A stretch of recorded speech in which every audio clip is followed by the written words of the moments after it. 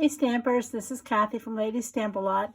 Today I'm going to show you how to make two fun fold cards like this from one sheet of cardstock and some designer series paper. And that's really all you need, plus your greeting, to make some really cute cards. And I'll show you the other cards that I have here at the end. But let me show you what you need to make two cards. You'll need a 8.5 by 11 sheet of cardstock, and then you'll need a piece of designer series paper that's 5 1/4 by 4, or you could do the card with 2 scraps of paper that are 1.5 by 4. And then you're going to need some coordinating designer series paper that's 2.5 by 4. So I have 2 different pieces here for the 2 different cards. And then the white is the same size, and that's going to be for the inside.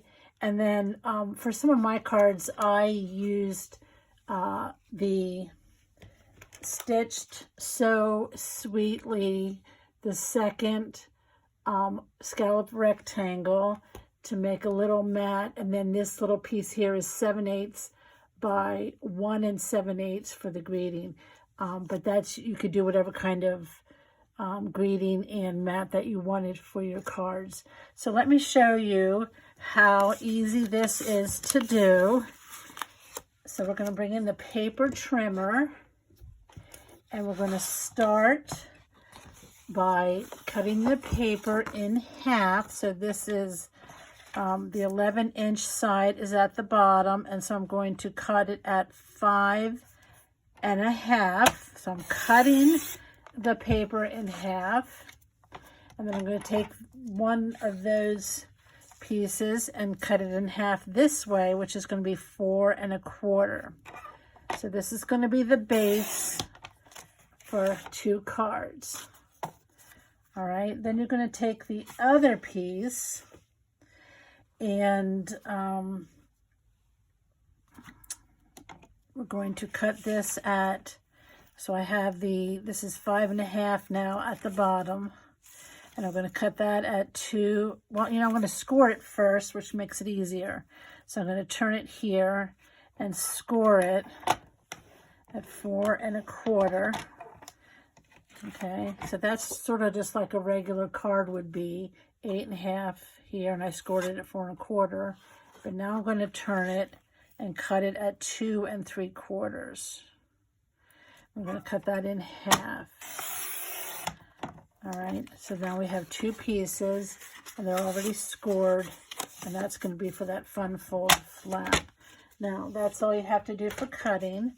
So we're going to bring in one of the pieces that we cut first, which is the 1/4 sheet of cardstock, and I'm going to take the 5 1/4 by 4, and I'm just going to glue that onto the base.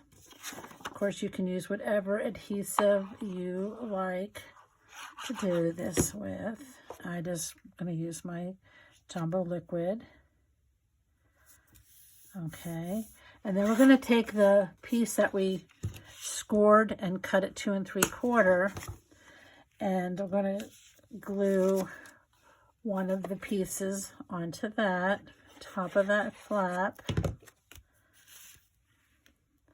and that's going to have a nice little border.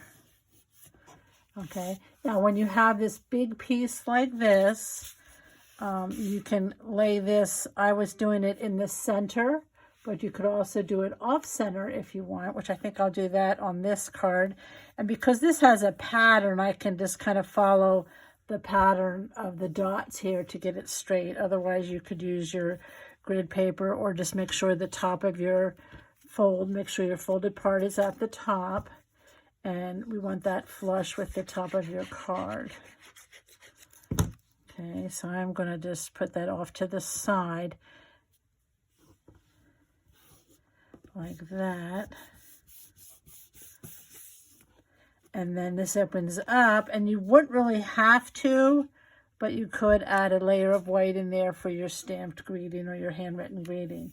And then for the front, again, you could use a coordinating label of some sort and stamp your greeting on there, and you're done.